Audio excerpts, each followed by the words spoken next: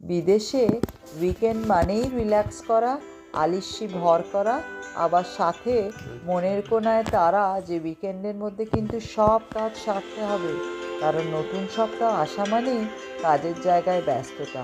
তাই শনি রবিবারগুলোতে বাড়ির সবাই মিলে কোমর বেঁধে নেমে পড়ি কাজ করতে। এক একজন এক একটি ডিপার্টমেন্ট নিয়ে ব্যস্ত হয়ে পড়ে। কেউ বা রান্না, কেউ বা ঘর পরিষ্কার, কেউ বা গাছে জল দেওয়া। আর এই দিনগুলোতে স্যান্ডউইচ আর লেটুস পাতাকে সরিয়ে রেখে বাঙালি রান্নায় সেজে ওঠে আমার কিচেন টেবিলটা। সব কাজ সেরে, লাঞ্চ সেরে পড়ন্তবেলায় ইচ্ছে করে এক কাপ তৈরি গরম চা বা কফি পেতে ও খেতে।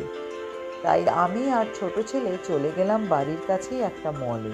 আমি অর্ডার দিলাম টিম হর্টন্সের গরম কফি ও হানি ক্রুলার, আর শিষ্য খেলো আইস কাপুচিনো আর ওরিও কুকিজ। কফি শেষ করে চলে গেলাম ওয়ালমার্টে। গ্রীষ্মের ছুটি তো প্রায় শেষ হয়ে এসছে, তবে সন্ধেবেলা মাঝে মধ্যেই শিরশিরে বাতাস আর ঠান্ডা ভাব মনে করিয়ে দেয় স্কিন ড্রাই হওয়ার সময় হয়ে এসছে, আর সর্দি কাশি যে কোনো সময় লাগতে পারে। তাই কিনে ফেললাম লোশন আর মাল্টিভিটামিনের বোতল, সাথে টুকিটাকি বাজার করলাম। কেনাকাটা সেরে এবার বাড়ি ফেরার পালা। চলো এবার তাহলে, সবাই সুস্থ থেকো, ভালো থেকো। আজ আমি আসি, আবার দেখা হবে অন্য একটি ব্লগে।